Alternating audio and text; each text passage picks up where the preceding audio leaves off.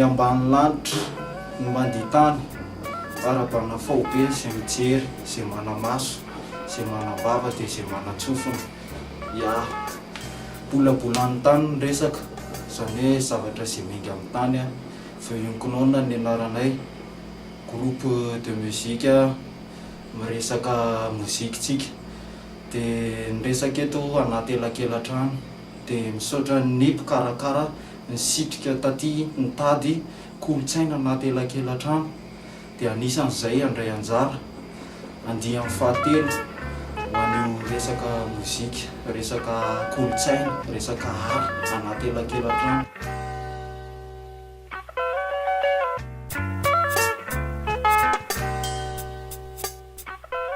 Groupe Feuillanconon zany a, groupe efa ela izy io miforona, nainga tamin'ny resaka hoe finamana na bandakama rehetrarehetra hatramin'izay.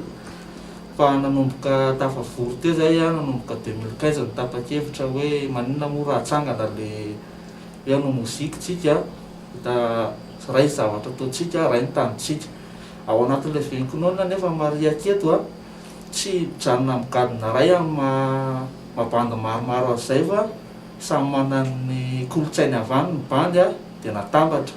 Mety ho gaga angamba ianao hoe maninona izay no misaritava amin'ny maha Feuillanconon izay dia somary nafenina ny tava tamin'ity satria aminay zany hoe hevitra amin'ny mamaika fa tsy ny fahafantarana ny endrikay.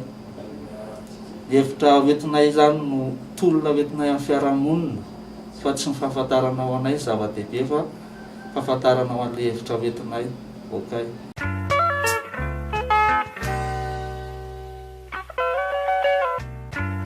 Ny zavatra fantatra fotsiny aloha zany ary iraisan'ireo izay artiste rehetrarehetra ireo, izay groupe, izay mpanao mozika vao miforona ireo dia efa nafantatra ny tenany missionnaire. Dia izay amin'ny missionnaire izay manana responsabilité be izy, manana didy be a. Dia ohatranay zany zao tafiditra ary mahatsapy hoe manana didy. Mety tsy vitanay io tsotsotra eny amin'ny fiarahamonina eny fa amin'ny alalan'ny mozika, amin'ny alalan'ny teny, haiteny, haisoratra ny amoahanay azy. Dia izay nahatsapanay hoe ny mozika important satria izay nampiraisiny. Bandy enina mitsamba le resaka teo a, dia izay zany mandravitra le izy.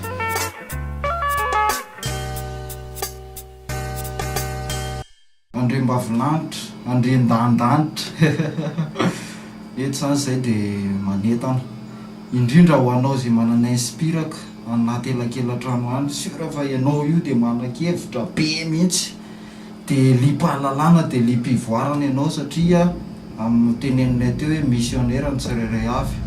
Eto zany tsy voatery hoe eo ihany zalanitra akefa fa zavatra tiany laisany ampita anaty elakelan-trano any dia vita laisany eo.